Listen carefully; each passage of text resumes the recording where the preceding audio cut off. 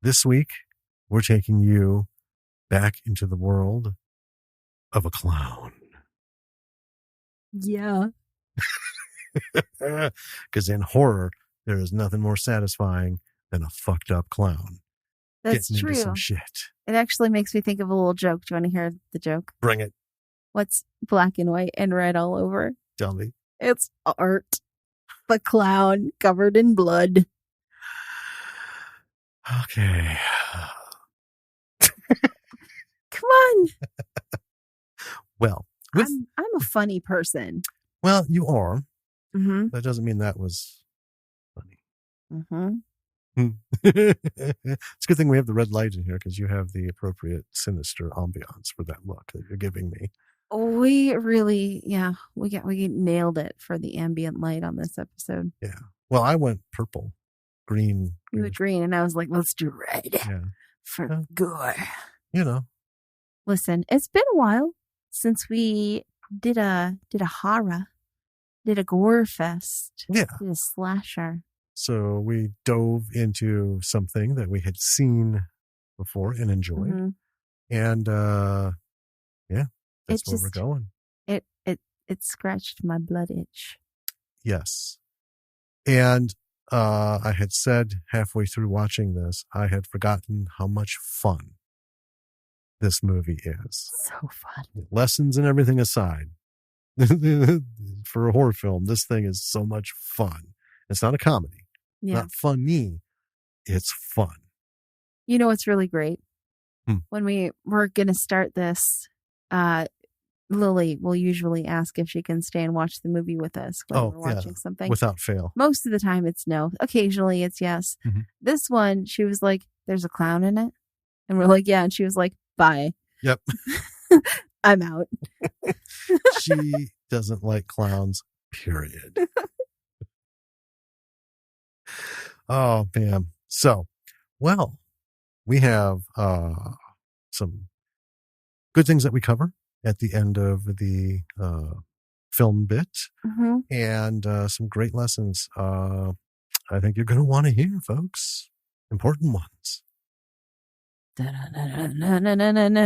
do it. All right. We're off.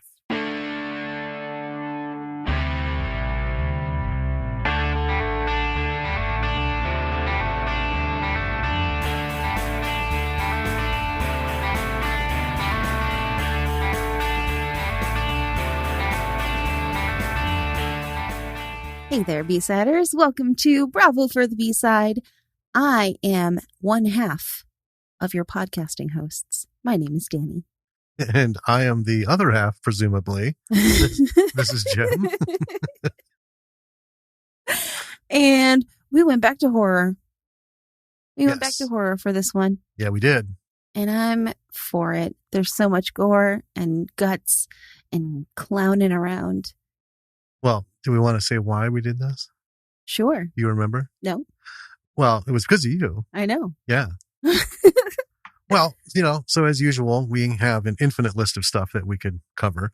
And we have been doing, this is going to be many weeks out from this recording, that this is, because we are planning for vacation. So we have done like 5 episodes.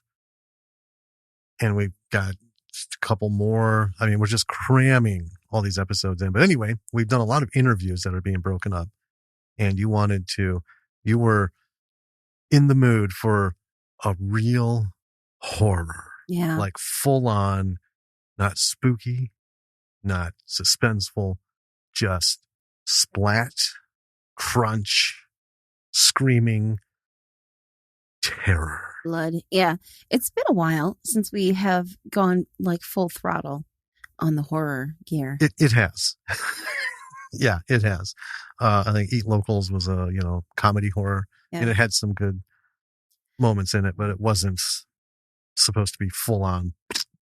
Absentia was like creepy horror, but there wasn't really, any guts or blood or viscera. God, I love me some viscera. And you got it. You did. Yeah. Well, we love this movie. Yeah. So we went back to something that we have seen, and is certainly worthwhile. Definitely. To do an episode on, because there's a lot in here. It's gruesome. Yeah. Well, I mean, a lot of good lessons too. Well, yeah. I guess, yeah, that's why we do this. This comes close to the Japanese horror that we have a big list of movie, that we watch. Never cover because they're subtitled. Right. Machine Gun Girl and just all this stuff. And that's really all they are. There's not a whole lot of story. It's just, ridiculous levels of blood. Like 400 PSI getting squirted out of a hose blood. And, sometimes the heart wants what it wants. It's true. Well, yeah, it's hard to say what to talk about because the timelines are all messed up. These are all out of order.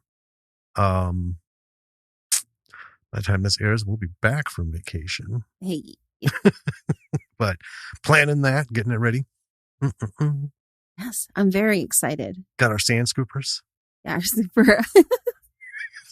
I know, the very exciting metal detecting news. Yeah. We got sand scoopers. Oh, but these at the beach. These bad boys, like you said, could be murder weapons. Yeah. These are solid, heavy, which makes me nervous buying this stuff on Amazon.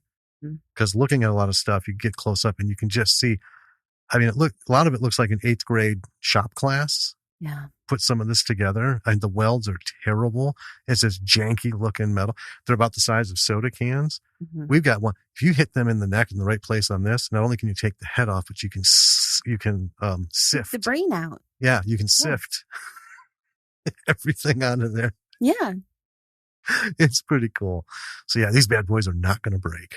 No. They're made for stomping into the ground and bringing up that treasure. I'd be more worried about a wooden handle breaking than the scoop itself. Yeah, we're going to get some sturdy wooden handles. Good worry handles. Worry not. I worry. Oh, my God. Anyway, so, yeah, we have a movie here. I think I could maybe talk about it. Are we ready to talk about it? Yeah, Say what it is? Hold on. Oh. Yeah, okay, we're ready. Okay. Always good to know. All right. This week, we have gone back to revisit, for your enjoyment, Terrifier. And for my enjoyment. And for your enjoyment. Yeah, thanks. Primarily.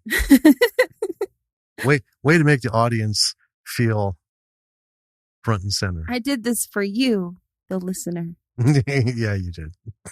Okay. So The Terrifier is from 2016, written and directed by Damien Leone, starring Jenna Cannell, Samantha Scafidi, David Howard Thornton.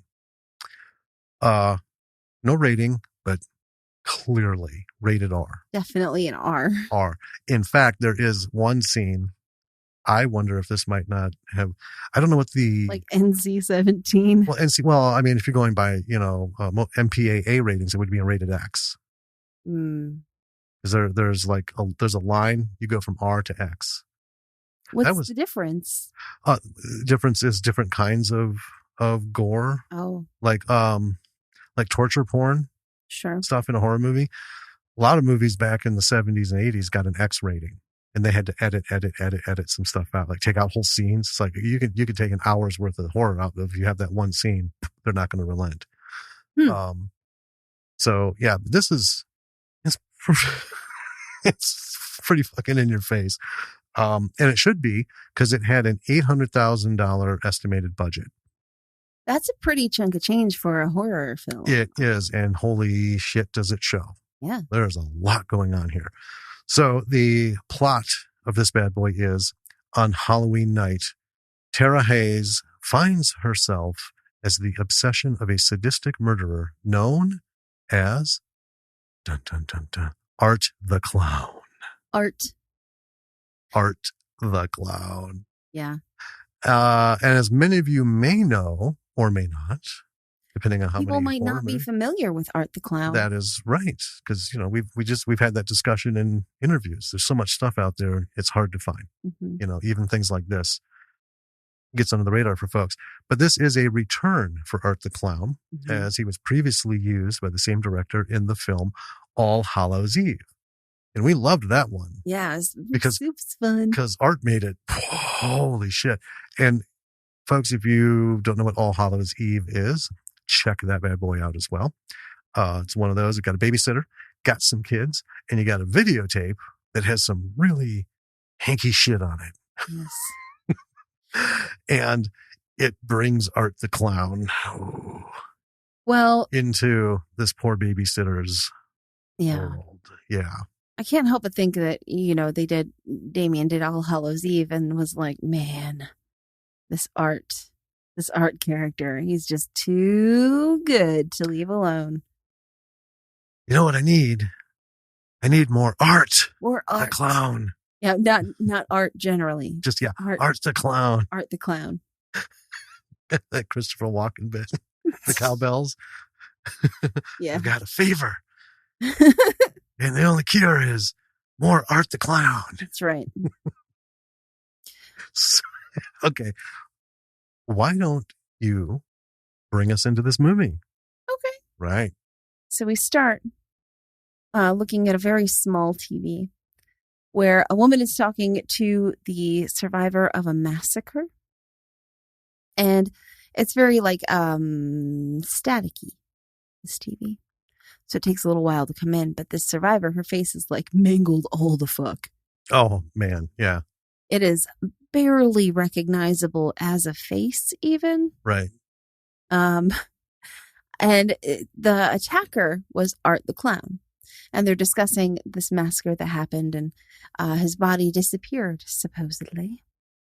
And then we see a foot kicking in the TV, and it's Art's foot. Yeah, it is. And over the credits, he's putting on his costume. Obviously, he's not dead, complete with his itty bitty bowler hat, which is my favorite part of his costume. I thought it was an itty bitty top hat. No, it's a little bowler hat. Is it? Mm-hmm. Yeah, Google it. Look him up. Look apart. It's a little. I just watched it. I just thought it looked more like a little top hat. It's a fist-sized bowler hat. I love that fucking hat. And he's putting on his makeup, which is just radical. Mm-hmm. He's putting together his murder bag, assembling various murder tools, which he's sticking in a garbage bag, and he throws it over his shoulder like hobo style and stalks off screen. Yeah. If I could, during these opening credit sequences with him putting his makeup on, folks, you makeup aside, you can see there's something fucking wrong with this guy. Oh, he has, yeah. I mean, oh man, the teeth, the face shape, the makeup is just like, woo, the cherry on top of an already primordially fucked face. Yeah, there's obviously a lot of facial prosthetics going on. Yeah, and but there's the guy who plays Art the Clown is really gaunt. He is really gaunt. I've seen his pictures, and he was perfect for this. Yeah. But yeah, the non-Terrifier look, the face underneath, there's something about him that's not normal. And I don't mean just woo, funky looking dude, but you kind of oh. What is this? He's excellent. Yeah. So now we see that interviewing woman in the green room, and she's fiddling with her makeup, and she's talking on the phone about the survivor of the massacre. Mm-hmm. And she's saying, oh, this will give me a boost in ratings. Evidently, at the end of the interview, the survivor came at her over the table. Her name is Monica.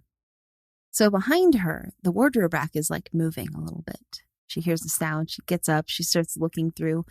And it's funny because it's setting up for a jump scare. Mm-hmm. Right? We all know this. Right. And you kind of expect something to be behind the clothes. So she's looking through the clothes, and then the faceless woman comes up from behind her. Yeah. fresh take, and attacks her, poking her eyes out, and just, oh man. Not poking. Poking. Gouging. Yeah, poking is mundane. Ripping. Yeah. Not just the eyeballs, but all the flesh around the eye socket. When they show her quick, it's torn. Yeah. Oh man, it's sweet. It's so gory. I love it. So now we're with two women who are like drunk, walking and talking. They're in costumes. They're arguing about driving, whether they should drive. And we see Art kind of walking up in the distance. Yeah. So the blonde, whose name is Dee, she's lit. And the brunette doesn't want her to drive. So the brunette says, well, if we get something to eat, I'll be fine. And Dee just starts like shouting and flirting at Art as he's walking by. And he just stares at them for a little while. Well, I think her nickname is Dee. They call her Dee for the first letter in her name. Yeah. Yeah. Yeah. I think her name is like Dawn or something. But I just call her Dee throughout this because that's what they started with. That's what I ended it with. Well, and that's fine. I mean, usually at this point, nobody has a name. It's true. We got it right out of the gate. I got Monica. I got Dee. So then when they look away, Art has vanished. And the brunette is like freaked out. And so she drags her place to a pizza place. Drags her friend to the pizza place. Yeah. Her place. Nice. Woo, this is going to be a good one. So inside the pizza place. We've been doing this a long time. I'm on top of my word game. We know what we're doing. Oh, yeah. Take it away. Yeah. Inside the pizza place, we see that the brunette's phone is dying. It's like basically dead. And so she kind of like is like, oh, well, I can't use this anymore. This is a setup that's typical in many horror films. Yeah, it's essential these days. Yeah. To show something running out of battery. Yeah. Because it is just such a ubiquitous piece of daily equipment, Yeah. And I mean, it's like pretty late. They've been out all night. It wouldn't surprise me that her phone is dying. Right. Especially from a party, you think pictures and Yeah. So inside the pizza place walks Art, and the brunette just like clocks him as he comes in, with her eyeballs. And there's some eye contact, and he sits in a booth across from them. And the brunette's just staring at him, and she's making all of these faces at her. Yeah. These wild faces. And every time Dee looks over, he's just like deadpan. Yeah, the stoic deadpan, like. But still staring. Yeah. And again, the brunette is freaked. And Dee is trying to like put her at ease. So she goes over with her phone and she's like, can I take a selfie with you? And like sits in his lap and like. And his face doesn't change. Right. Right. But yeah, she gets right up on there and he's just. Right. And starts taking selfies. And the whole time he's just like staring at the brunette. So Dee goes back over to the table. He gets up, takes a coin off of a nearby table. There's like a tip on the table. And goes to a little coin machine and gets a ring out of it. He brings it to the brunette, puts it on her finger in this whole little like chivalrous show. And then walks to the back of the store. And at this point, the pizza shop owner, I guess he owns the pizza too. But I own the store, but nothing in it. That's my pizza. He comes with their za, and he is like, is that guy bothering you? Don't worry, I'll take care of him. So, yeah. Yeah. So he says something to Art. Because he comes out to get what they want, ask what they want, and then goes in the back. And when he's up there, he gives Art some shit. Right. Like, you gonna order, buddy? You gonna order, buddy? Art doesn't even look at him. He just keeps staring at the brunette with that face. And he's like, oh, fuck this. It's gonna be one of those nights. And he goes in back. Art gets up and heads to the back at one point. Right. Yeah. And then he brings it out. And then he goes into the back and you hear him, Jesus Christ. What the fuck? Yeah. And he's throwing Art out, dragging him from the back restroom, throws him out, grabs his kill bag, throws it out after him. And then Art just stays there making faces at him through the window. Mm-hmm. And then he waves to the dark-haired woman, the brunette. So now, after all this, the ladies are walking back to their car. And Dee is Dawn. So I'm going to call her Dawn. That's fine. Maybe. I don't know. We'll see how I meld into it. At first, I thought she was supposed to be like a sexy scarecrow. Yeah, she is. She's a sexy scarecrow. But then, I waffled a bit. Skeleton. Remember the first time we saw this, I waffled a bit, thinking, well, maybe it's a barmaid. But it is a scarecrow. So anyway, they get to the car. It's too sexy to tell conclusively on a first watch. I say sexy scarecrow because scarecrows don't look like this. Right? They don't have, it looks like a barmaid's outfit. Yeah, but there's like straw coming out the neck and arms. Well, I don't know what her personal grooming habits are. I mean, do you think women stuff straw in their clothing? I would be willing to bet $1,000 somewhere on planet Earth there is one, at least. There's gonna be now. There's one of every kind. Where do you think these ideas for these movies come from? I know. I was going to make a joke about how I'm going to start doing it now, but I'm not going to because straw is itchy. Well, this is going to derail this whole thing. We're going to end up having an hour and a half long discussion about how no, that can't happen. It can't. Just can't. Anyway, so I have hay fever, so that would be radically uncool. Oh. Yeah. All right. Yeah, okay. Okay, back to the movie. They get back to the car and the tire is flat. Dawn doesn't have a spare. And she's like, it's on the car. Yeah. So I guess technically she does have a spare. It's in use. Dark-haired woman then grabs Dawn's phone and calls her sister. Now, back at the pizza joint, an employee is in the restroom cleaning up the mess that Art left behind. There is piss and shit everywhere. It's gross. I mean, everywhere. And he even wrote his name in shit on the wall. Yes. Art. So, back outside, the dark-haired woman, who we learn her name is Tara, is on the phone with her sister, Vicky. Vicky is complaining she has to study for a test. And then in bursts Vicky's roommate with a date. They just like plop next to her on the bed. She's sitting in a little chair. And they start making out and going at it. So she decides to go pick up her sister and her friend. While sitting in Dawn's car, Tara keeps looking out of the back window. And she's wondering if Art caused the flat tire. Of course, Dawn thinks it's ridiculous, Now, back at the pizza place, the employee, this poor guy, Jesus, And here's the thing. Anyone who's ever had a job in one of these places in New York City, if you haven't cleaned shit off the wall, you haven't been there long enough. Like, this must be day one. This is some radically nasty stuff that happens in big city pizzerias. So, he's finished. He comes out and he calls for the owner, says he's done. He doesn't get anything back. So he starts walking around. And then he sees the owner's head sitting on a fucking stove. And it's cut up like a pumpkin and the flame is lit. And there's like a jack-o'-lantern. Yeah. And like there's fire. You can see it behind his eye sockets. And then there's fire coming out of the nose.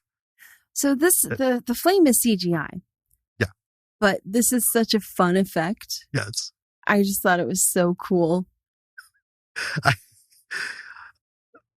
Yeah. I mean, that's the thing about audio podcasts. You can't really look at this. I know. That's why you got to see this, folks, because it's good. We could try to paint you a picture with our words. I think we just did. Yeah. His eyes are missing. You can see the light in, the back of the head and the flame coming out the face, which I think it was a brilliant move doing it CGI. Yes. Because it just keeps going and going and going and going. If it were practical, obviously the silicone's going to burn. Even if you put gel on it, you can only do it for so long before things start happening. Yeah, they probably had to do it CGI for safety reasons. That too. Anyway, the employee tries to go grab for the phone. And of course, Art pops up and cuts half of his hand off. I love these things. There's so many different movies where they don't just cut the fingers off. They cut just below the knuckles. So all four fingers are there with like a bridge of like hand holding them together. Like when they did that in Vikings. Yeah. When the one guy pulls his head back and the axeman cuts off the guards. Like, Jesus Christ. oh, I don't know. It's creepy, but it's cool. Cool. I love it. And then he promptly starts to stab him in the face. Repeatedly. And you know what? That undersells it. It is. To say that he stabs him in the face. So here's the thing. In a lot of horror movies, and historically in a lot of horror movies, when they do stabbing and cutting off limbs and stuff, it's like pretty clean. Yeah. It's a hand or an arm or a head or, like if you think of the body as like the Da Vinci's, Vitruvian Man. Yeah. Each different bit. Well, they pick points of articulation. Right. To sever. Yeah. Wrist for the whole hand. And so when you see something that doesn't affect a point of articulation in the body, which, by the way, there's a reason they do that, because it's a lot easier to target a point of articulation because you can fake it being off a lot easier.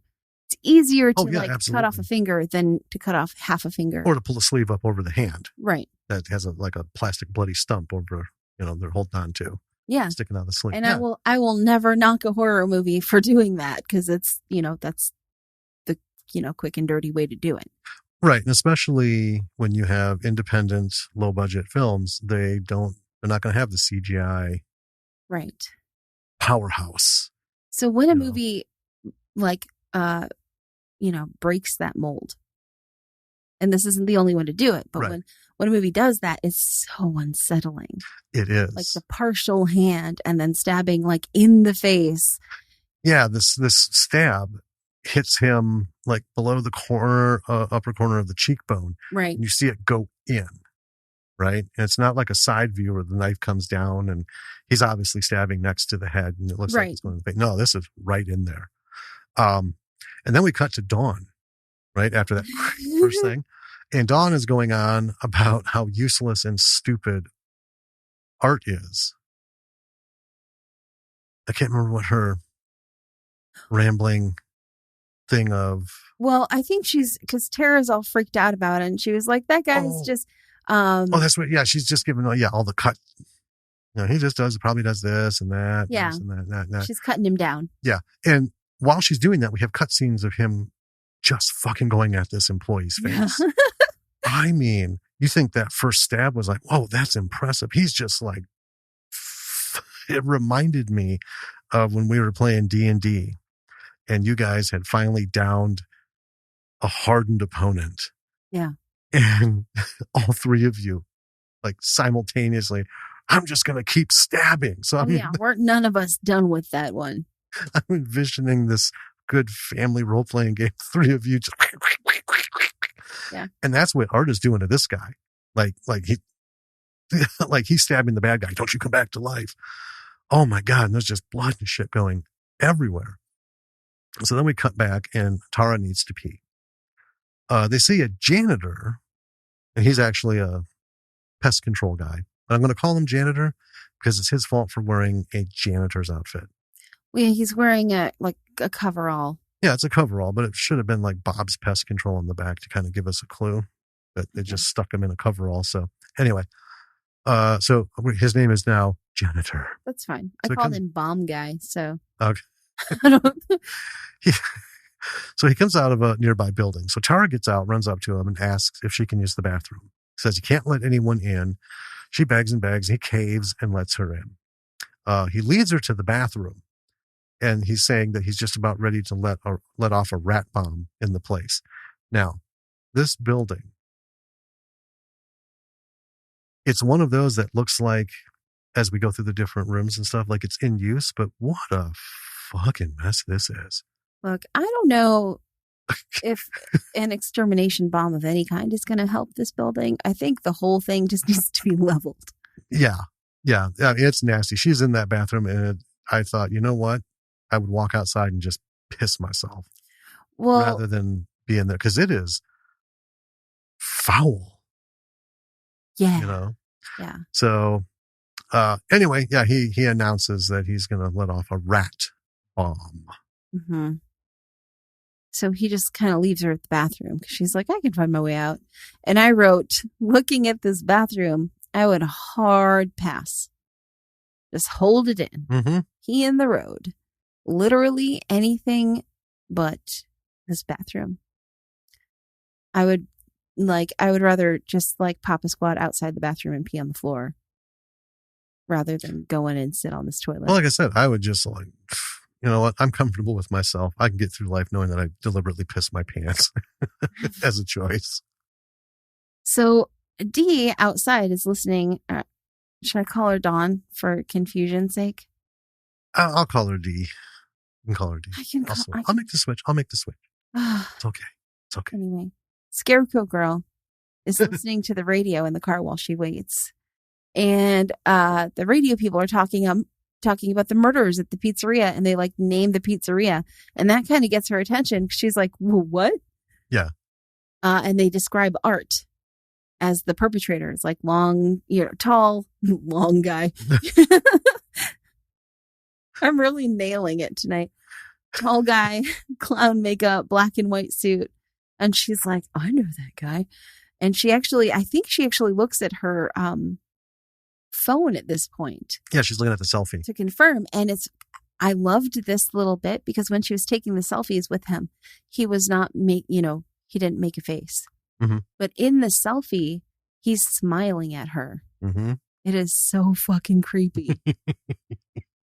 Ugh. Ugh. Ugh. So the car door opens and she's like, oh my God, Tara, you wouldn't believe, what I just heard. And she looks over and it's Art, not Tara. Nope. And he's giving her a big old grin. And he all of a sudden, that bursts into that grin. It's like, oh my God. He's so expressive. He's so, so expressive. It's wonderful.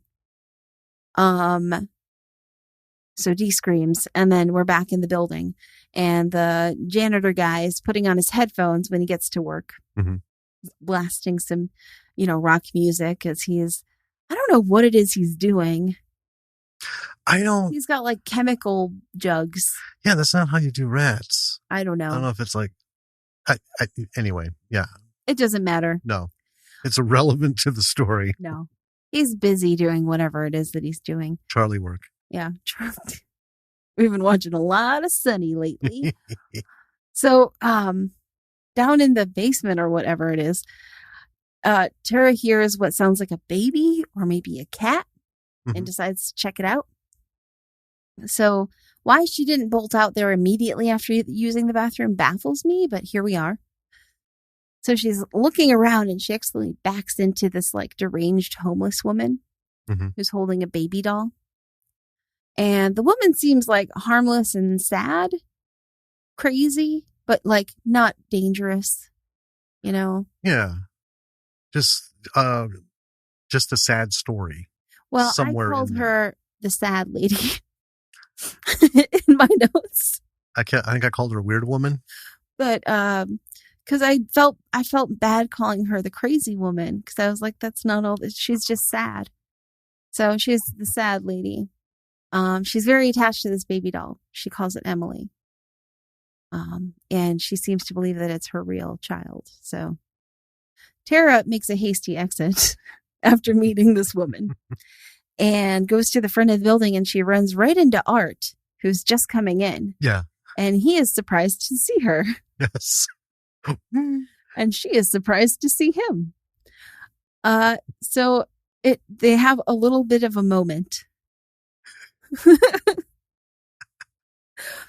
And his miming, his interactions and his miming are just gold. Yes. It's like the whole reason that I love this movie so much is because of him. That's going to be one of the talking points at the end of this. So after a second, he comes at her and she runs and she ends up hiding in this like garage of this weird building. I don't really know what this building is for, but it happens to have a lot of just really perfect horror movie sets. It is. It's like it's like a custom built Lego horror building. It's fabulous. Every room is tailored to something that is just creepy and horrifying. Yeah, and I want to say this, and I don't want it to sound negative, but it's every trope room I think we've seen in just about every horror. Yeah. Every ambiance, every kind of look And it's not a negative thing. No. It's pretty awesome. It is. I mean, I have no idea what this building was supposed to be for, but I don't care. Right. Anyway, so she's in the like garage. There's cars and stuff. And while stalking her, I made a note to do this. He runs his scalpel because he's carrying just a tiny little medical scalpel. Yeah. He runs it across the glass window of one of the cars. And it's just like, he's so creepy. Yeah. And I hate that sound. Oh, I hate it too. Yep. So when Quint in Jaws slams his hand on that chalkboard and rails it down, of course I was a kid, but I was one of those in the theater. That was worse than anything else that movie threw at me. Yeah. Oh my God, I want to die. I hate that. Ooh, just thinking about it. Gives you goosebumps. Gave me spine shivers. I love it in this movie, though. I hate the sound, but I'm like, ooh. And I like feeling like that when I'm watching horror movies. So, they're doing this kind of cat and mouse thing in the garage for a while. And then Tara is kind of like looking around. She suddenly cries out, and we see that Art is like kind of crawling on the floor behind her, and he's stuck his blade into her ankle. Yes. And then he stabs her in the leg a couple of times and pins her down. She grabs the scalpel, manages to stab him in the side. Yeah. And scrambles away. So her sister Vicky, meanwhile, is driving on the way to pick up the girls. And she hears on the radio in her car about the murders. And she's like, oh my God. She's exasperated about it. And I'm like, well, I guess it seems cliche, a clown murdering people on Halloween. Yeah. So she, like, I guess the point of this is so that we know that she's heard about this. Right. Back to Tara, who's stuck in this building. She tries to like go the front door, and it's chained up now. Maybe Bomb Guy did that. Who knows? I think Art did. Possibly, but he was like cat and mouse stalking her the whole time. Yeah. He's a little supernaturally. Here's what I'd like to say about Art. Art is the preeminent man about town. Yeah. He can be here. He can be there. That's right. And we're not talking like, Jason walking casually and then showing up 6 blocks ahead of someone he's after, because they're in a full sprint. Yeah. But, Art is like in and out. He's exceptional about time management. He is. Yeah. He gets it done. Mm-hmm. So she runs up the stairs to try and find the janitor, Bomb Guy. And just as she's doing the whole, he's at the end of the hall with his headphones, and she's down, we see her, and she's like, hey, help. And just at the moment that he turns around, of course, like just before that, Art grabs her and he sticks her with something. He's got his needle. He sticks her with something. Injects her with something, yep. Some drugs, knocking her out. She wakes up tied to a chair, and Art is next to her. Mm-hmm. And he's got his murder bag. Yeah. All his tools. Yeah. And he's pulling them out. He does some, he fucks with her a little bit with a couple of things, like an axe and a hammer and stuff. Yep. I can't properly describe this clown's acting. It's phenomenal. Yes. Oh. Yeah. So what this reminded me of was Burlap in Redwood Massacre and Redwood Massacre Annihilation. His just nonchalant, because he had the same thing. He had all his tools laid out. Yeah. And like in Redwood Massacre, he's like, what, let's see what this does. Mm-hmm. No? Okay, let's see what this does. And then on a couple of them, tries different things. But in like Annihilation, when he's got one of the missing campers from there laid out, I love it with the saw. Should I cut you here? Right. Just and it's all silent. And unlike Art, he has to do it behind that fucking mask. Right. Right. But just the way Ben did that, Mm-hmm. Should I do this? Should I do this? What do you think about right here? I think about And it's that same playfulness Art had. And I think that, I don't know how much of that is written into the script or like in the actions and stuff, or how much of that the director put out as compared to these actors emulating this. Well, you know, I did. It's wonderful. I did read that the gentleman who plays Art is a professional mime. He brings many years of miming experience to the table. Right. And I think that he definitely pulls that in to his performance here. Oh yeah, but that's what I'm saying. Was it him, or was he told to do that? You know what I mean? Sure. In any case, this formula for a killer is top notch. This should be the next big thing.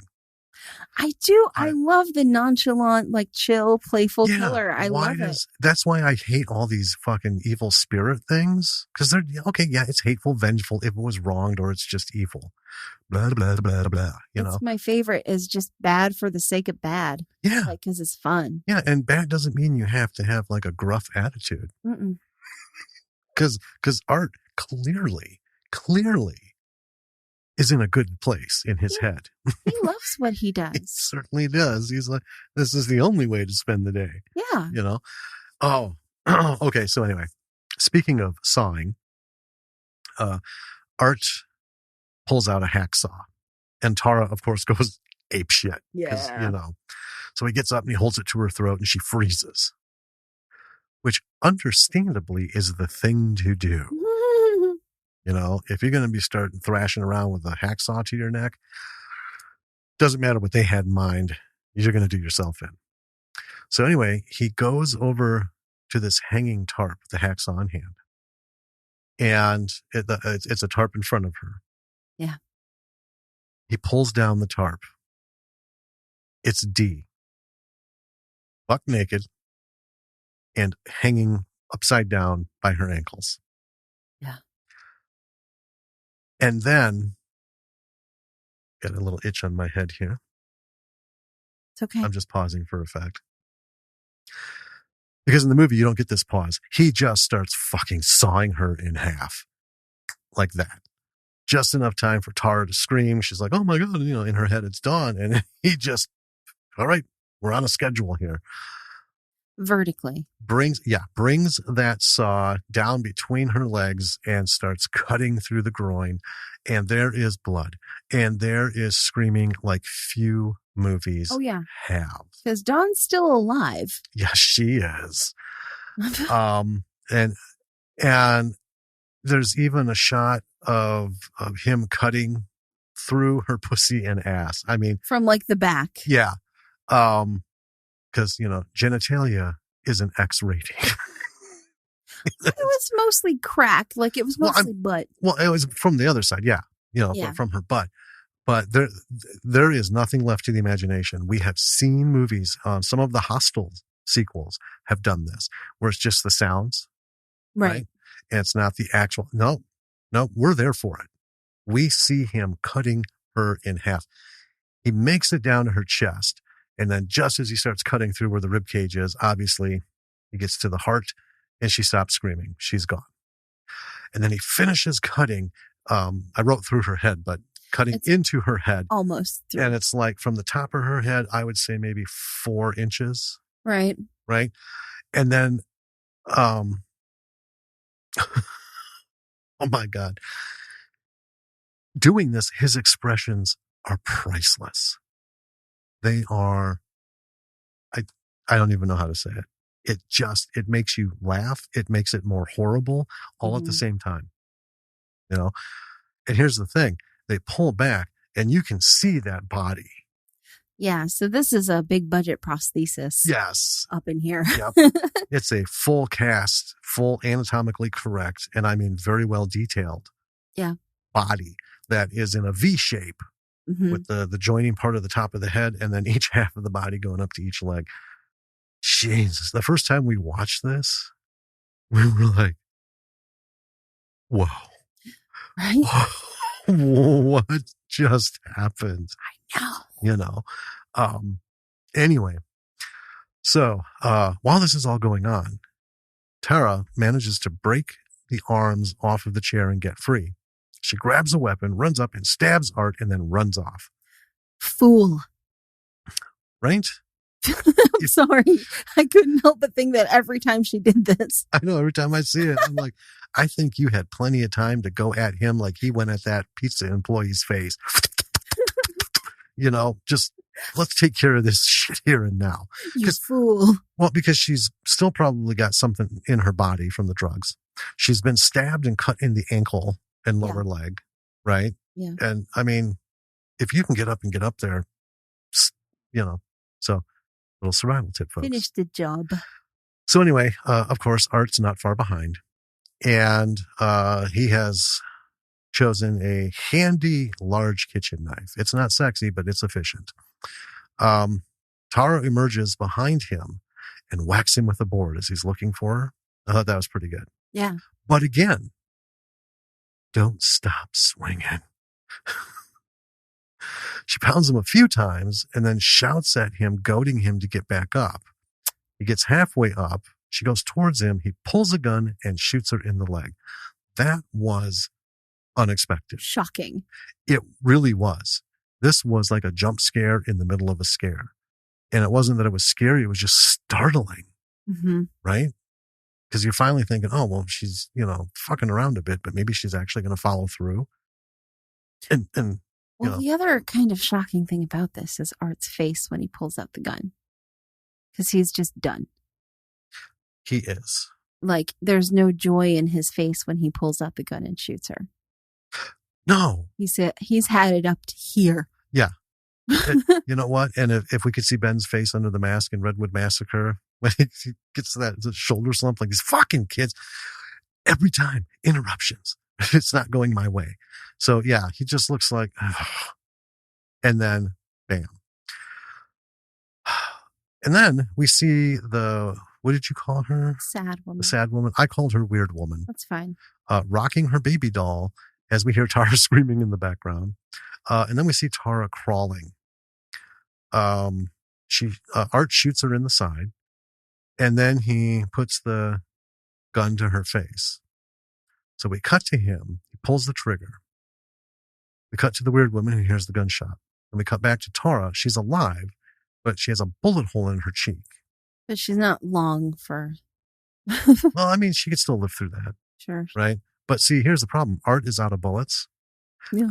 And he makes a very pissed off face and walks off with that same burlap. God, Well, he's not having fun. No, this is now work. Right. This is, and now it's weird to say this. Ooh. You okay?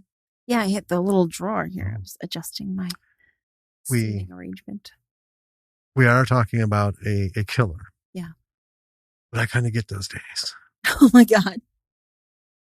When you just want the simplest of things to just go from one end to the other, but it's always the next little thing.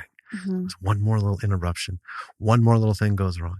So not that I have gone on a serial killer spree with a variety of tools and clown makeup or burlap masks or, William Shatner masks and jumpsuits.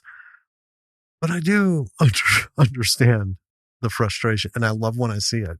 It's one of those things like, see, even killers can have a rough day. Oh, and in a horror movie, I just think that's great. So anyway, after all this has gone on, outside, Vicky pulls up to the building. Inside, Art's back at his bag looking for more bullets. And then we cut back and forth. Vicky's knocking on the door. Art finds a new clip, puts it in. He has a look of satisfaction. Dee's phone starts to ring. And then there's a text. There's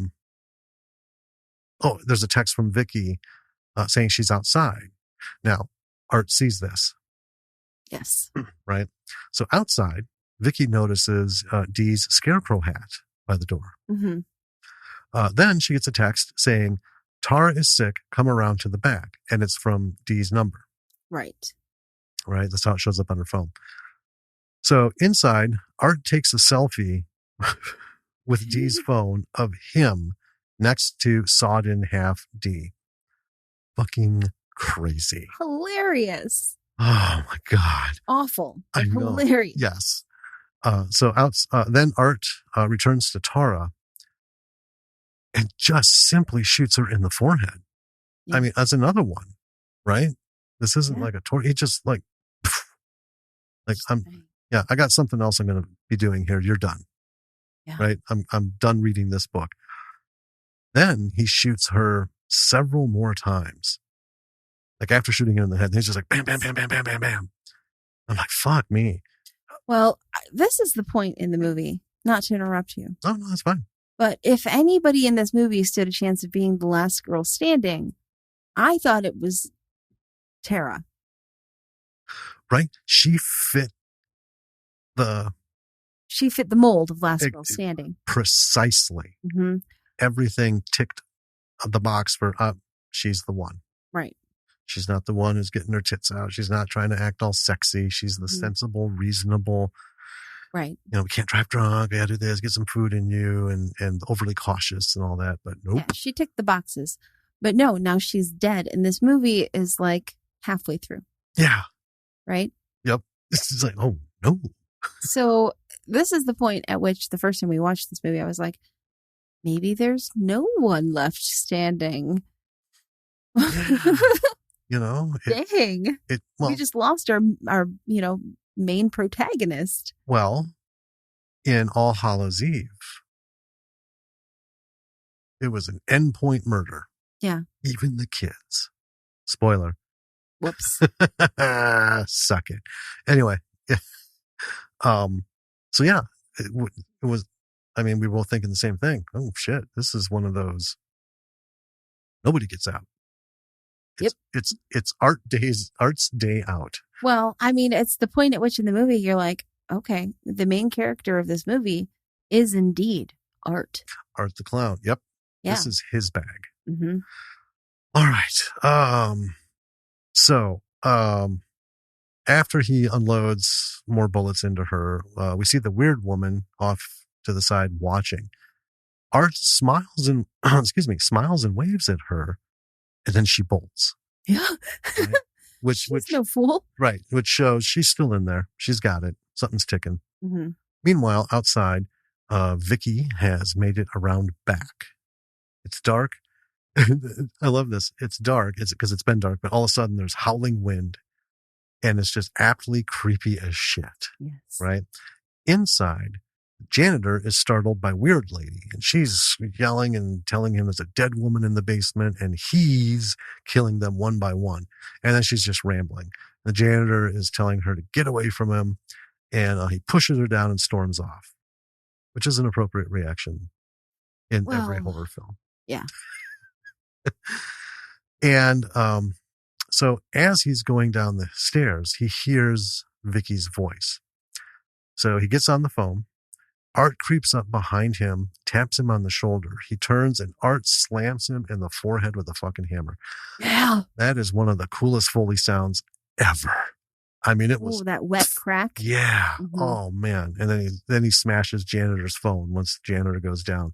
But that was wonderful. Yeah. Super old school. Yeah. So we're back with the weird woman. I'm going to call sad lady. She discovers, because she runs back down to get her baby doll, Emily, and she finds that Emily is missing and decides to go looking. Mm-hmm. And we see Vicky walking around the building now. Somehow she's in the building, even though all the exits were blocked. I don't know how. She's looking for Tara. The sad lady finds Art in a weird pipe hallway, and he's cradling Emily in his arms.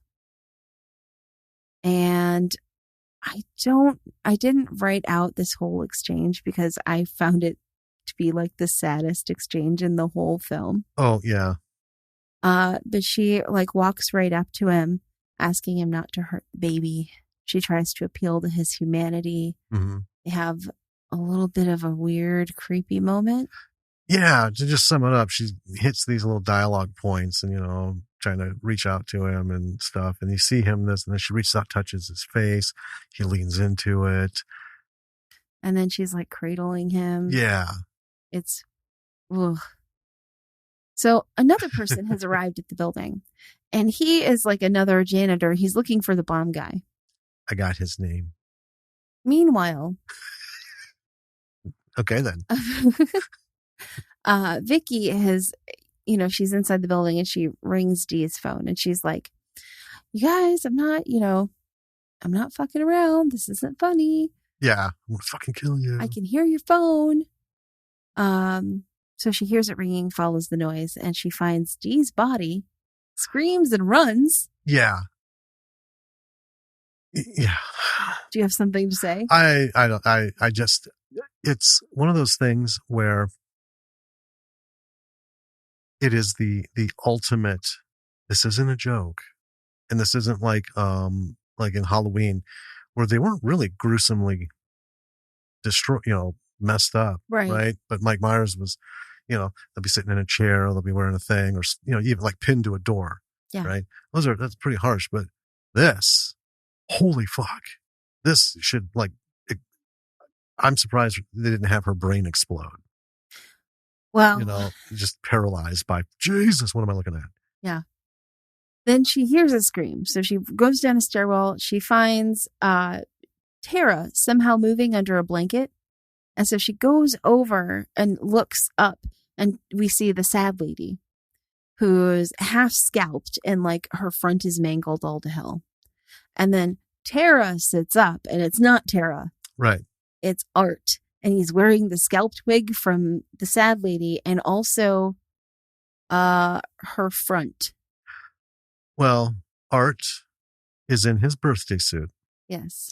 And he's put on, weird lady's front, boobs, shoulder, like the whole half front of her torso skin. Mm-hmm. Yeah.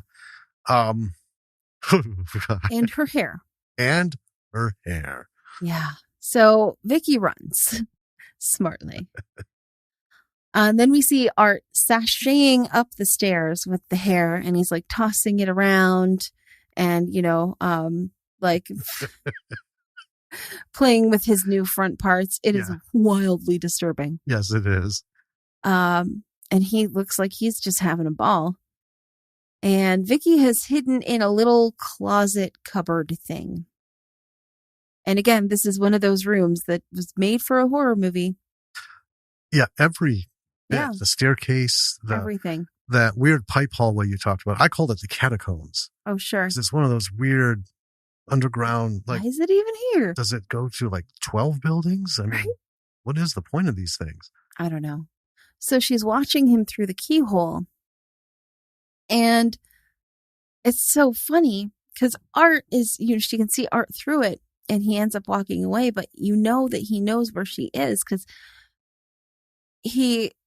what I love about this bit is there's no question that he knows that she is in there, even though she's watching him and he seems to walk away because he stares at her directly, like through the keyhole as though he can see into that little hole. Mm-hmm. Ooh. And then, and then he's suddenly like at the keyhole, right? And she is saved. Yeah. By the new guy outside, the new janitor guy who's blazing his horn, trying to get the attention of the other janitor. Right. And Art is like, oh, what's that? And he walks toward the sound. And we see outside the new guy has found a key hidden under the doormat. So he's in it now. Mm-hmm. He goes in. He finds some bloody footprints on the floor. And the footprints just stop near a mop bucket. And then he trips over Emily. And then we see Art, who has taken the time to change back into his clown outfit. Between, he was in the like hair and front boobs. Yeah. And then this guy found a key and got inside somehow. And now Art is like back in his clown outfit because Art is magical. No, Art is just simply a professional. Art. And he knows how to do a quick change. He's a performer. Sure. So Art just comes out of fucking nowhere behind him. Shoves the spike through his head from the top down. Yep. And then cuts the head off before punting it away. Yes. So this guy did not last very long. And then we hear, as he punts it away, it hits something that dings. Mm-hmm. Makes a little ding. And that something has caught Art's attention. Yeah. And then meanwhile, Vicky is coming out of the cabinet. So she almost pukes when she finds the wig and torso tit skin, I called it. Because, yeah. Again, A+ prosthetics there. So to do this wrong. stuff. So bad. Wrong, but yeah. Well, and then my favorite part. I know. That's why I gave you this part to talk about. You are the best. Here comes Art riding a tiny bike. Mm-hmm. And folks, you know what I mean. Those super tiny bikes that clowns use. I mean, it stands like 12 inches. And yeah, their knees are up past their elbows. And Art's face while he's riding this bike is pure pleasure and joy and ecstasy. Yes. Oh my God. He's ringing the bell and everything, going in little circles. And then he just rides off camera. Vicky creeps towards a car and then another, because all these cars that are in that room again. And then she sees the tiny bike on the ground. The wheel is still spinning. Mm-hmm. She sneaks into another room, finds a gas can and a lot of rats. Here's where all the rats went. Well, this is where all the rats went, but there's also a gas can. Yeah.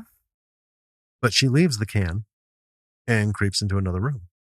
There's some kind of opening in the wall, and she's staring at it hard. And I don't know what these openings are for.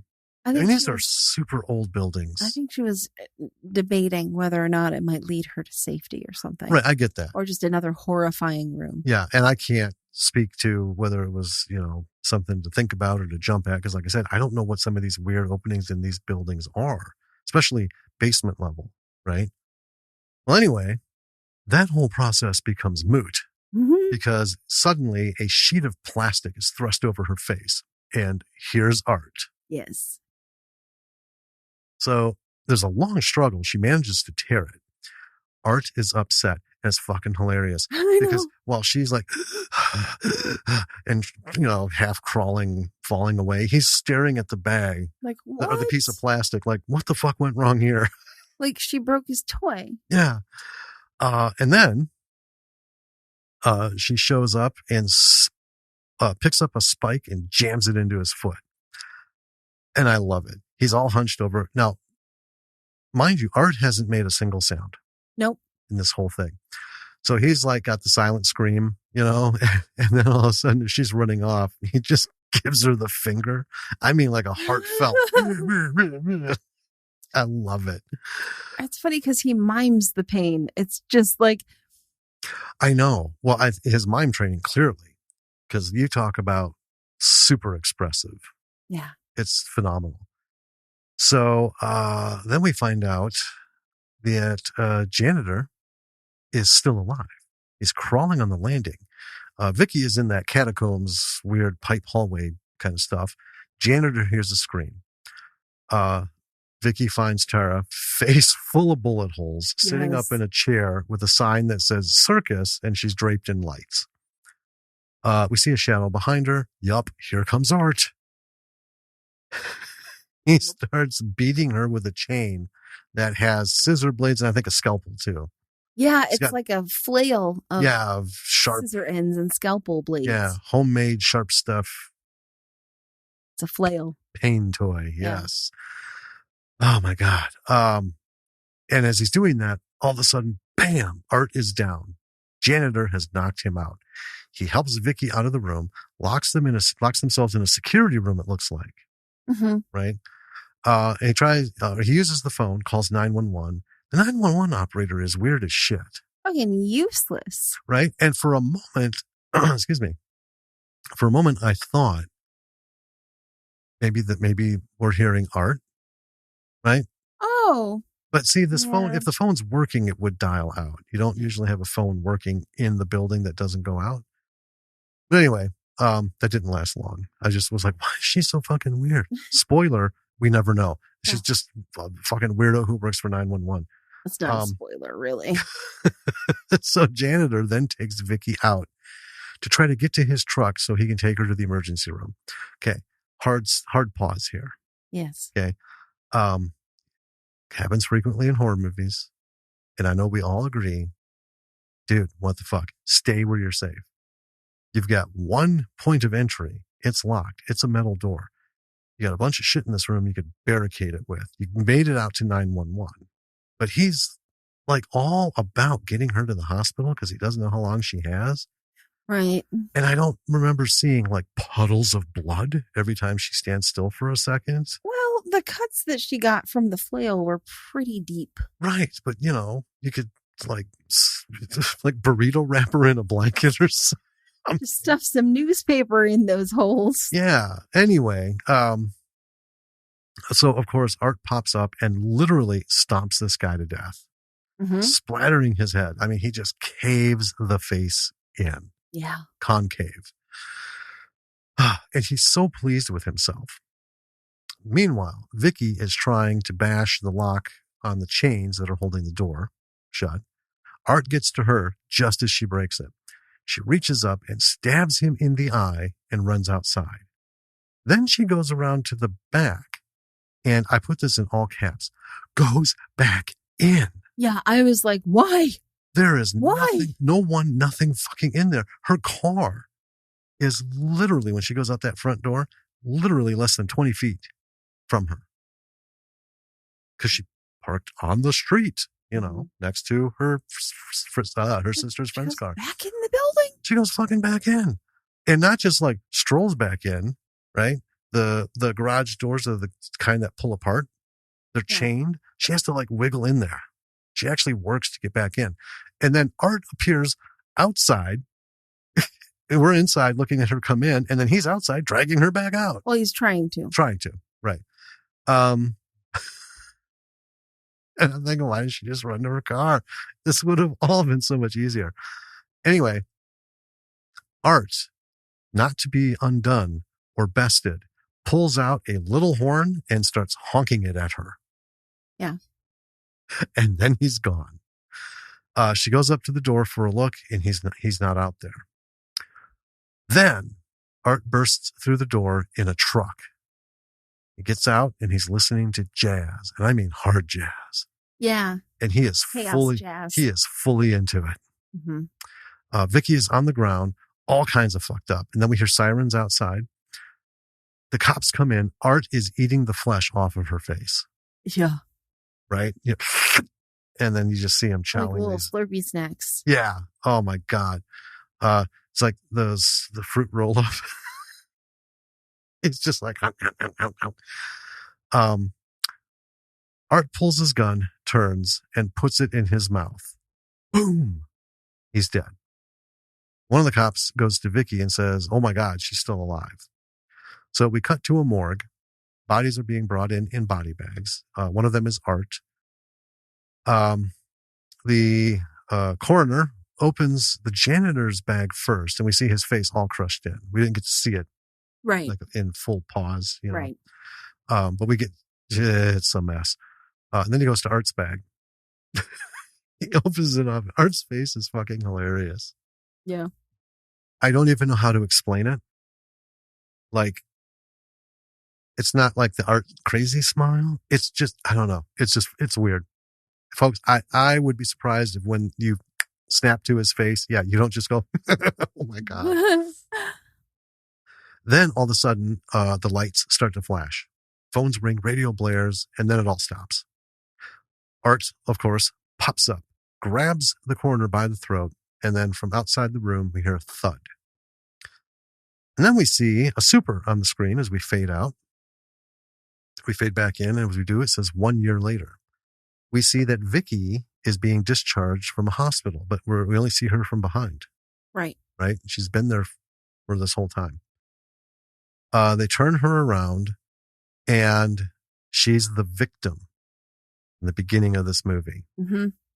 And then a woman, as she's being wheeled out, says, I think it's the nurse, says, good luck with your interview tomorrow. Credits. That is Terrifier. Yes. Now, let's talk about this thing. I think the primary thing to talk about this film is Art the Clown. Yes. There are a lot of lessons here to touch on, but this is another example of taking what is decidedly can decidedly be presented as a tired genre. Right. With the constant wave of mediocre hooks in horror. Right. It's just like same. Like all the paranormal stuff. Mm-hmm. Nobody's done anything to make me go, ooh. I want to dive into that. Right. Okay. And, when we first saw this years ago, it just, it's like, it's a clown. We got to see it because we love the clown stuff. It's like, what? Yeah. What's going to come up? And we didn't have really any high expectations. It was just, look, we want to watch a gory movie tonight. This looks like this might be it. Mm-hmm. And oh man, did it deliver in that. But yeah, Art the Clown is wonderful. He has a personality that is totally opposite of, this murdering force. Yes. Yes. Woof. And he brings so much fun to it. Mm-hmm. I know it's odd, but I mean, it's a movie, he brings fun to the horror. And I love that. And it's not a comedy, Right. Well, I have a little surprise for you. Oh, do you? I do. Some news give me on some Art news. the Clown. Yeah. Terrifier 2. Yes. Will be bigger, bloodier, and over 2 hours long. Oh, my goodness. And it is primed. I mean, it was postponed due to the pandemic. Right. But there was a crowdfunding campaign to raise money for it. Yes. Which raised over double the budget that they got on Indiegogo for Terrifier. Oh, yeah. Also, further piece of news for you. Give me some stuff.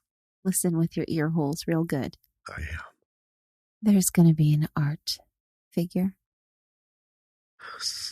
Yes. Mm-hmm. I'm not. Oh, go ahead. Well, the movie's primed to come out on Halloween. I don't know when the action figure will be out. But hopefully soonish. I gotta tell you, I'm not a horror figure collector. Yeah. I mean, I know there are people out there who just go apeshit. I mean, and that's fine. We collect figures just randomly and infrequently. Mm-hmm. Folks who follow our Twitter. Yeah, we're like, ooh, this is cool. Yeah, I've posted some pictures of, various groupings of figures that we have, here and there, like the ones we moved out to the living room and filled up the bookshelf with. But I would love to have that. And now that just makes my heart a little heavier because I haven't had no success in trying to get anybody to get back to me on a burlap figure. Oh, right? The only existing burlap figure is the one that David's wife, Lorraine, made. Right. She paid someone to stitch little things and do all this like on a Ken doll, and it does look like the, burlap. Mm-hmm. I think people would go nuts over that figure. Yeah. So if anybody is listening who works for or has contacts in like Nika or any of these other places, tell them to contact this podcast because we have a fucking crazy wild figure that would that would be awesome, right? Yeah. But yeah, I've been reaching out to him, and I've gotten nothing but fucking wind in response. Sad news. The art figure is out. Actually, it's $130.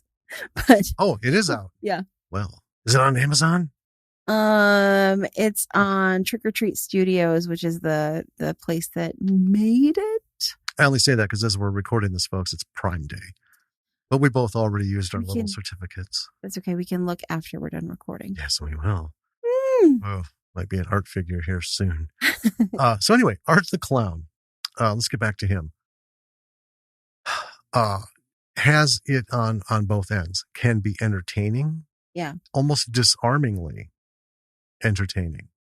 Well, that's the thing. I'm uncomfortable with how much I like him. Right? It's the same with Burlap. I was just, and Teddy Bogle, the killer there. Mm-hmm. It makes me uncomfortable that I just like him so much, but he's what makes the movie. Yeah. You know, that's what makes a fantastic horror movie. All of my favorite horror movies have an iconic, beautiful, wonderful killer. Right. I don't think iconic, I mean, they are, but I don't think iconic necessarily makes it good. Because like Michael Myers. Sure. Okay. Iconic. I mean, probably one of the oldest, longest running horror figures, action figures. But I don't relate to him. He's just creepy. I like that, you know, I like the dude. Burlap, the way Ben used his shoulders and his body movements, another completely silent killer. Yeah. Right. You can relate. Like we both were thinking, he's just fed up with these fucking kids interrupting his shit, you know? Yeah. And you could just see it like, he looks like Art obviously has more facial, you know, representation. I mean, he does work with his body a lot, but 50% is in his face. Yeah. You know, and well, because if it's showing, use it. When you have a burlap mask on, you know, well, it's all body. Mm-hmm. But there's something about these kinds of, that's the look. Yeah. There's something about these kinds of characters, the killers in these horror films. It's a huge plus when you can relate to them at like a human level, right? You know, like I said, I get it. I get why he looks pissed off. I get his frustration. I get how it, you know, what he's going through. And it's like, see, even these crazy killers can just have a bad day where shit just doesn't work out, you know? Well, yeah. I mean, I think what really works is making you relate a little bit to them. Yeah. You know, it's these little things that just, you know, you're almost pulling for them. Yeah. Right. I mean, yeah. You want this to be Art's movie. You know, no offense to the actor, but you know, fuck Vicky. Well, when Art shot himself Art. In the head, I was like, oh. Right. That's a terrible end to an otherwise fantastic, you know, line of whatever you're doing. What does that say about us? Are we weird that we're horror fans? I guess. I mean, above everything, we love movies of every kind. We love stories of every kind, and everything has. But we are horror fans. You know, we watch the bad horror movies, the good horror movies, the cheesy horror movies, and they're all satisfying. Right. You know, that's just the way it is. You know, I mean, it's not a horror podcast. But we have done more horror movies because that's just, especially for indie, because we like indie and B movies. Mm-hmm. Those are the best. That's where the juice comes, right? So yeah, here's another lesson from this movie. Mm-hmm. Something they do pretty consistently in this movie, and it's weird, but they're balking conventions as far as horror movies go. Yes. You know.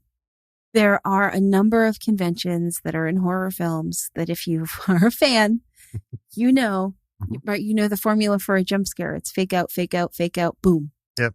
Right? 1, 2, 3, smack. Yeah. They don't do that in here. Everybody's got their tits out. Everybody's fucking somebody except the one who's in like a cardigan sweater. Right. You wrapped with a blanket. Kill the final girl halfway through. And she's the one who's gonna live through the whole thing. That's the convention, right?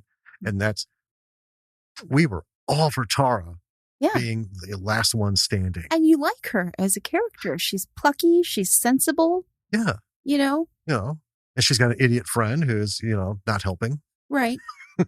You know, everyone's got an idiot friend. But I mean, come on. You know, and she's so much the last girl standing. She very much is. You know, she won't go piss in an alley. Yeah. I mean, that's the thing, right? If she would just have pissed in an alley, she might have lived. Yeah, this whole presentation may have been avoided. Right. Right. Yeah. Although, I don't know, Art still would have come up to the car. He did. He got there before Vicky got there. Yeah. But, you know, maybe. Still might have been different. Maybe he'd have thought, there's two of them. I'm not going to mess with this. But janitor guy. Now, there's Well, he somebody does. I can, I can work with. That's the thing that he does pretty consistently in this movie. He goes one by one. Yes. He doesn't, attack in groups. Right. I think that's what ended it for Tara so brutally. Mm-hmm. Right. It's just like, he's like, you know what? I'm done. You have given me nothing but grief. Right. Yeah. I did your friend. Now I'm going to do you. Mm-hmm. But nope. Now you're going to get, bam, bam, bam, quick. Right. Let's get rid of you because somebody else has shown up. Yes. Yeah. There's a new person in the mix. There's a new toy in the box. Yes. Yeah. So he doesn't he goes into situations that he knows that he can win. We touched on it earlier. They, don't go for the easy point of articulation, right. Wounds. Right. The hand, the stabbing the face, the bullet in the cheek, mm-hmm. which was really interesting. I like just visually, you're expecting to see the head, the center of the forehead, which is where it always is. Yeah. Or like slightly off center. Yeah. Well, the second time. Mm-hmm. But in the cheek. Yeah. Right. Well, and none of these are all this. That's the other thing. So like with Friday the 13th, right? So Mr. Voorhees kills everyone a different way, mm-hmm. but it's the same. Oh, yeah. You're right. There's a sameness to it. Art doesn't have the same guy who killed these people. You would never make that connection. No, Art is a creature of whim and whimsy. And brutal whimsy. Yes. Yeah. Very, very brutal. Brutal whimsy. I like that. That should be a shirt. Brutal whimsy. All right, let me write it down. Well, and I really like that. But the other thing that I also liked about this was that they were not at all concerned with caring about the function of this building, right? They specifically designed this whole building to be just a straight up horror movie kill fest. Right. Almost like a haunted house. Right. Well, that's the thing. This was a location shot, shoot. And I know these old buildings have these weird layouts, right? I don't know if there was like multiple locations, but I would buy, in a second that this was one place. Like we got a fucking garage, mechanic area in the back over here. We've got these weird, like old office-y type things. In fact, the hospital scene at the end, I know it was shot in that same building. Oh yeah. It was the same hallways. Yeah. Right. And there wasn't, and not to be, picking at it, but when you look at it, I know nobody involved in this film is going to think that anybody watching it would for a second buy that they're in a hospital hallway, even an old hospital, right? There's a look to them. This was just somewhere else in the building. And that's cool. That's fine. Well, I mean, for me, it would take some convincing if someone wanted to convince me that this all was one building that was functional for some reason or another. I'd be like, okay. Yeah, if you're building a fun house for like a thematic haunted house at Halloween that you're going to charge people to come in and scare the piss out of them as they walk through it, sure, I'll buy that. But it didn't bother me. It could have been functional at one time. That's the thing. I mean, these old buildings in like New York and LA and stuff, all these old buildings, even Chicago, they had these old buildings that were just, there's no rhyme or reason to all the shit that's in there. That was like, quote, an office building. You could have an accountant on the third floor in one room. And then you've got like some clothing designer on the fourth floor, and he's got like half the floor gutted so he can do all of his, design stuff and fabric and machines and shit everywhere. And then you got some random mechanic shop. I mean, but principally, my point is like, I don't care. Well, yeah, that's just it. All of this, even without having to like thread it together in that, oh yeah, I guess there were places. You just don't care. Because every one of these things, like we said, hits that location trope, mm-hmm. right? And you don't care. You just don't care. You're just like, it's fine. That's fine. That's fine. Because, things are going. And it's just like, Art's on the move. I don't care where he is. I don't care why he is there. It's just going to happen. There are also these moments that kind of like, fuck with the mold a little bit, where Art, we're in the middle of a kind of like cat and mouse scene, right? Whether it's with Tara or the sister, where you know that Art knows exactly where they are because he stares directly at them for a long period of time. And then he walks away because he's playing the game. Yeah. Right? He's playing the horror movie game. It's almost meta, like he knows he's in a horror movie and he'll catch up eventually. Yeah. Made me snort. He'll catch up. He'll catch up eventually. I love it. Well, like he's kind of self-aware. You know, it's fun. It is. It is. Yeah. It's almost like a veiled fourth wall break. A little bit, yeah. You know, he doesn't actually look at the camera like, you know, like he's looking at the audience or interacting like that. But yeah, it is. I love that. Eventually he'll catch up. He knows. Oh man. Super simple story. I mean, it's the bare minimum horror script. Oh yeah, I mean it's just guy present some victims and boom. And like the second janitor guy, his name's Mike. I know because he tries calling the other janitor and he says, "This is Mike." And I thought, well, that's, you know, pretty decent of you to introduce yourself to me because. I actually thought he was calling the other guy Mike. Oh, maybe the other guy was Mike. Yeah, so I didn't get this guy's name. The other guy was Mike. Oh, you're right. Oh well, you know what? I don't fucking care because they weren't even janitors. So we could call them pancakes from this point on. It doesn't matter. And there's nothing wrong with these simple things. And this is the stuff we're talking about. We didn't get this whole big Art the Clown backstory. We didn't get backstory on any of our characters.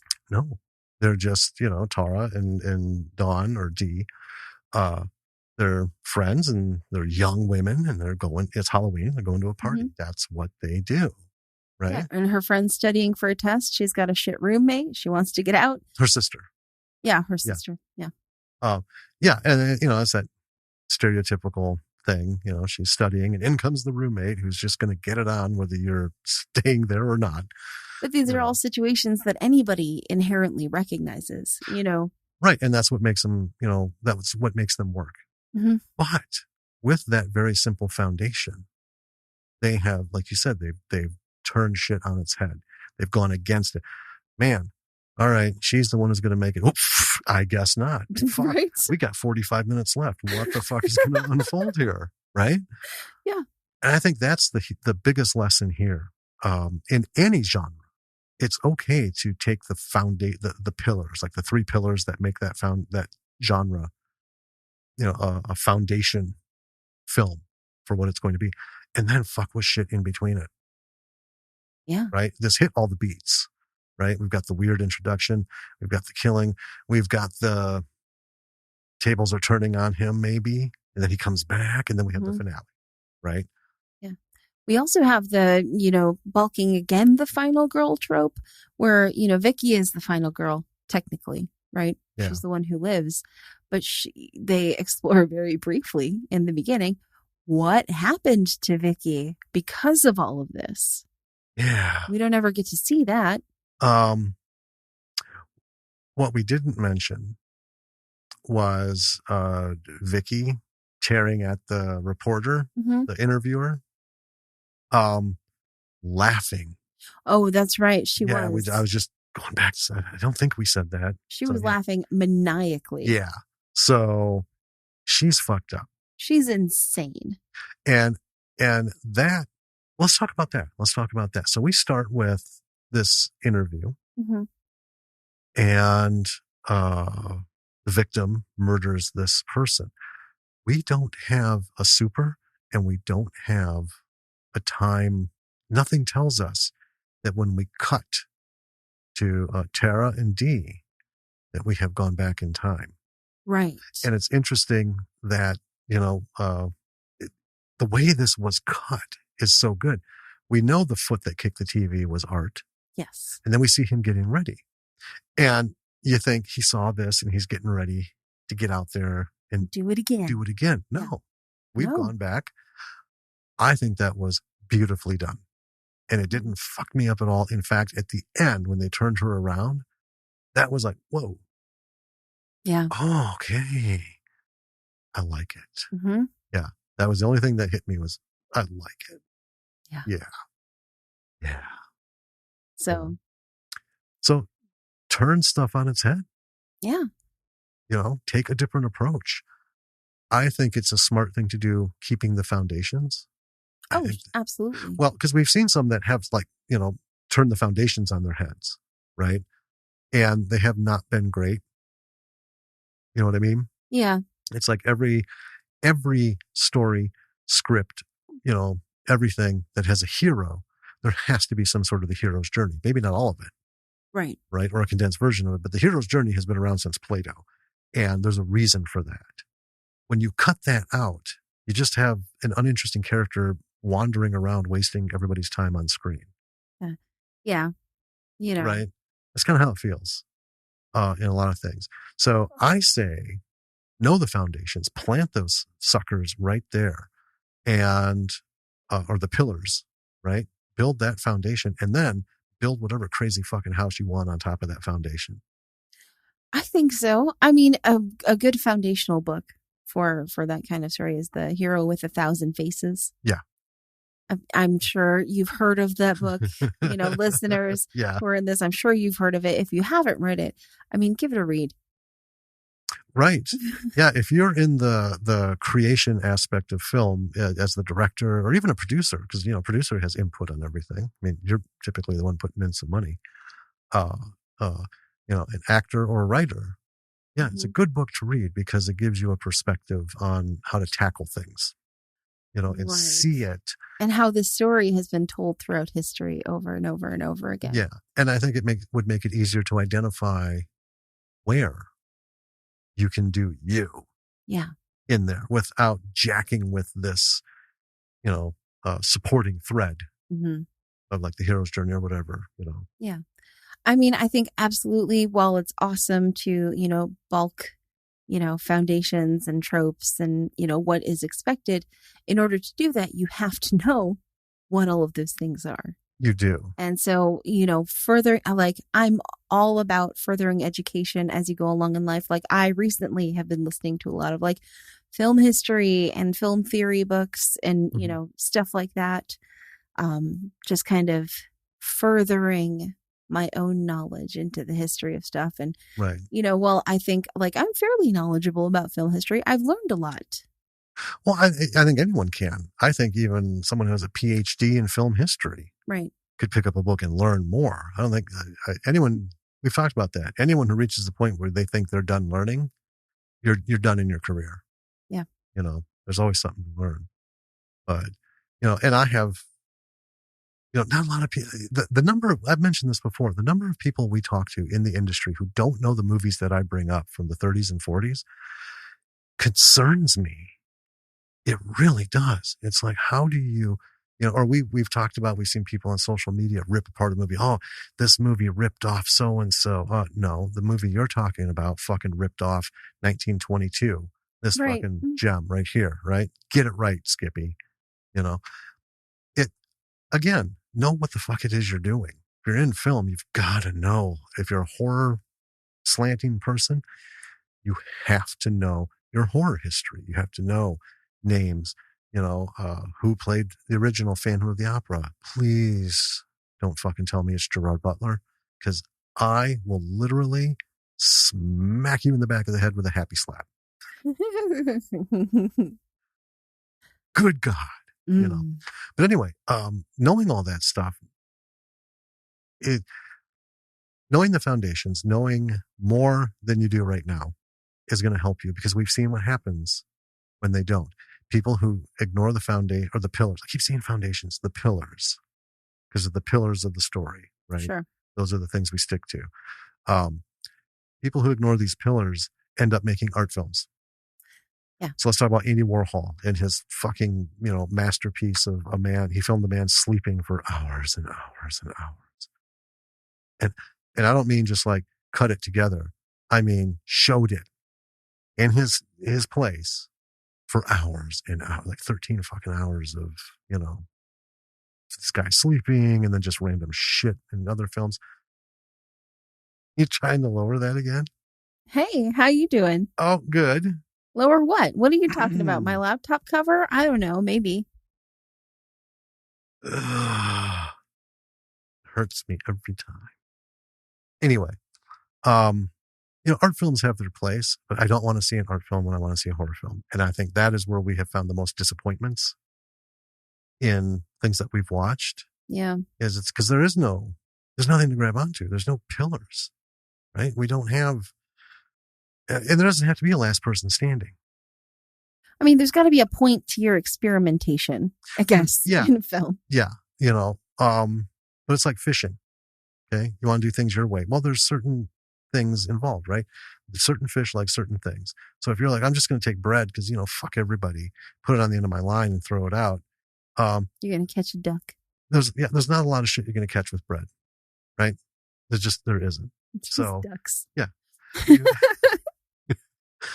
You can catch like itty bitty things.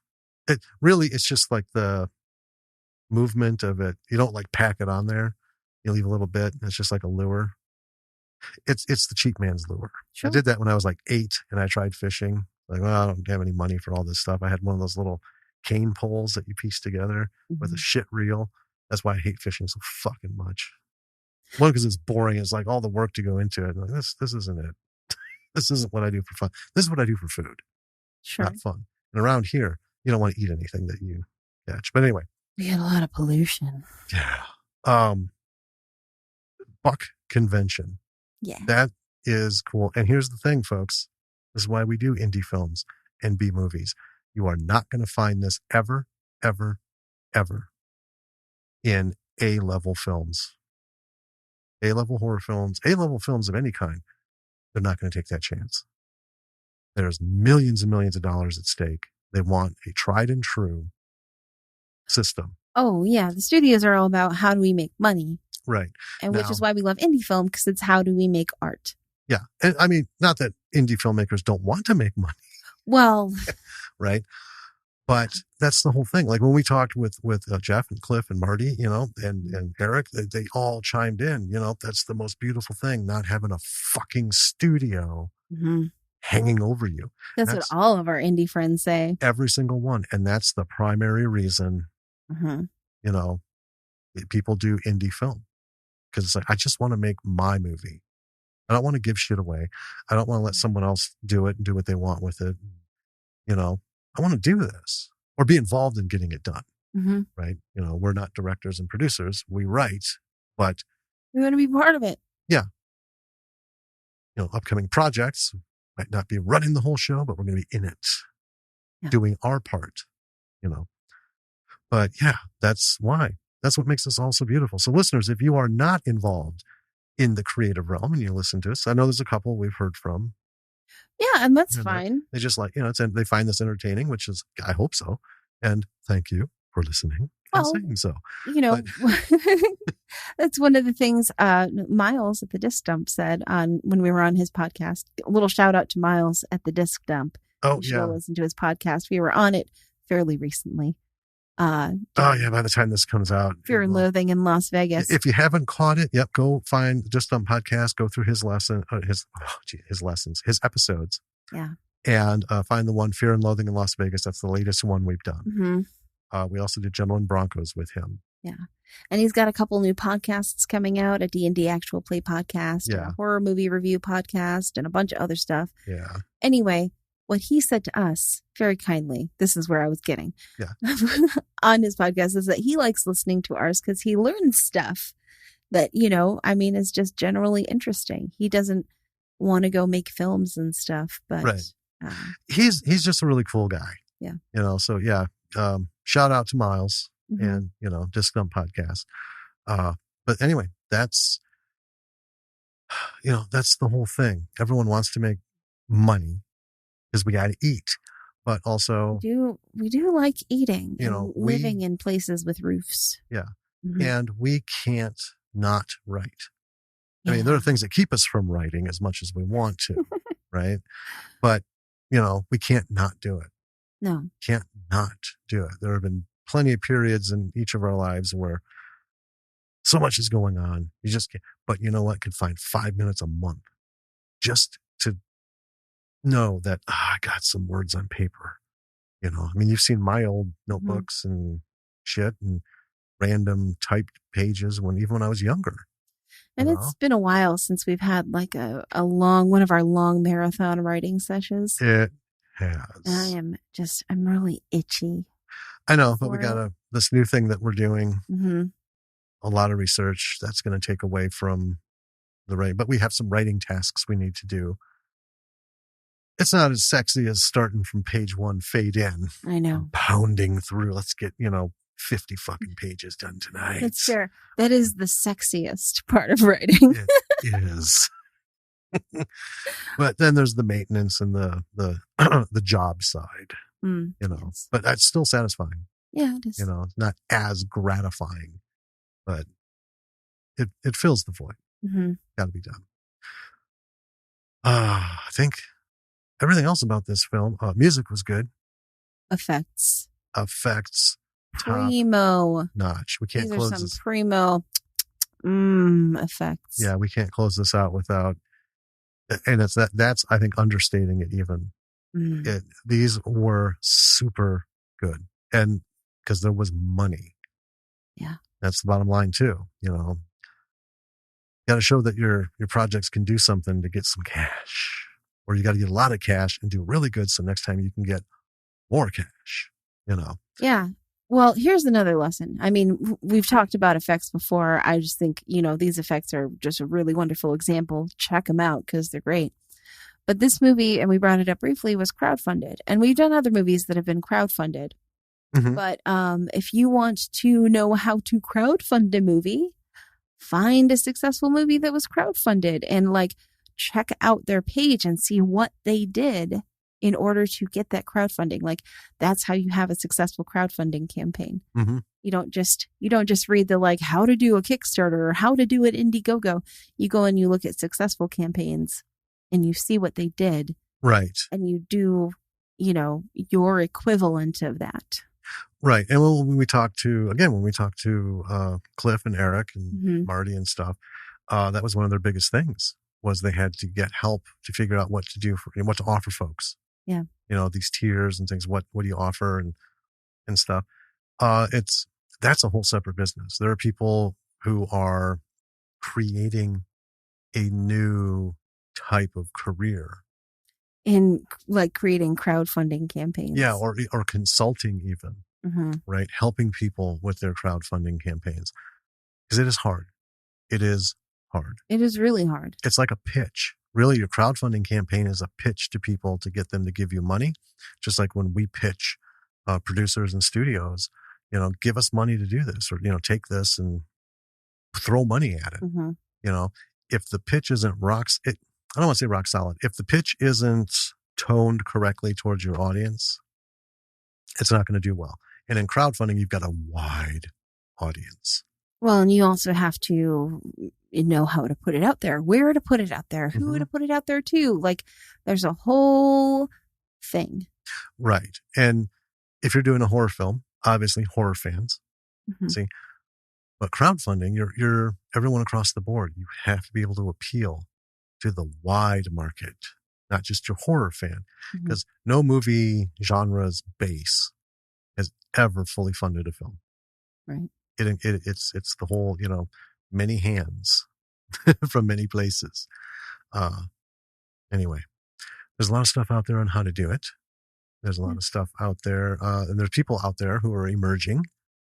Don't be afraid to reach out. I mean, if you're serious and you need $400,000 for your project, the way you see it in your head, and you've talked to some people about budgeting and stuff, you know what?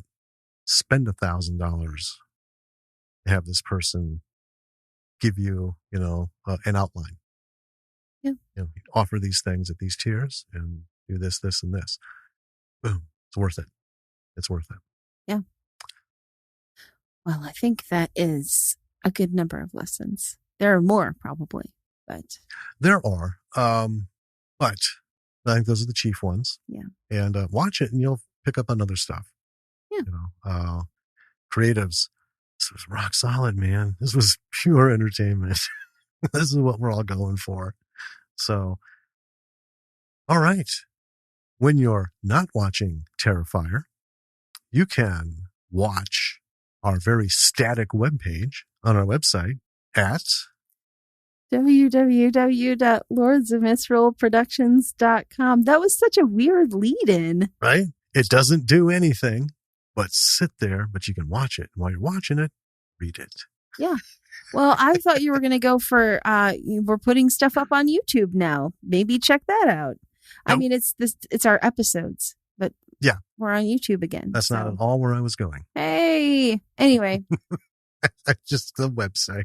On our website, you can find past episodes of this podcast, our blog, links to our social media pages, links to other podcast platforms that you can download us on. Mm-hmm. Our merch store. Hey. Yeah, get some Bravo for the B-side merchandise. We've got t-shirts, hoodies, sweatshirts, bags, water bottles. I mean, you know what? Even though we're not going to be using masks, hopefully anymore, or very often, maybe pick yourself up one of those sweet, sweet masks just to have. I just knocked on wood. Yeah. So thanks for cursing us. Hey, don't put it on me. That is one way that you can support this podcast. Yes. Going to our merch store.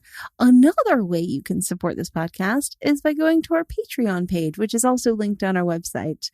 It is just Bravo for the B-side on Patreon. Patreons get access to episodes early.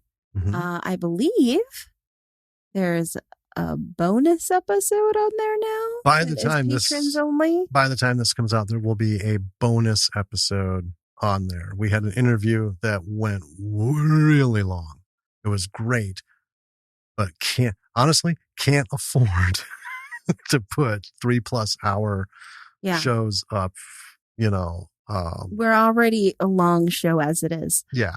Well, and it goes past our data. We have a pretty good limit. I know. Yeah. But we use it. Yeah. If you got it, use it. Yeah. So patrons will have access to that bonus episode, the second part of our interview with the Failure Boys Productions. Yes.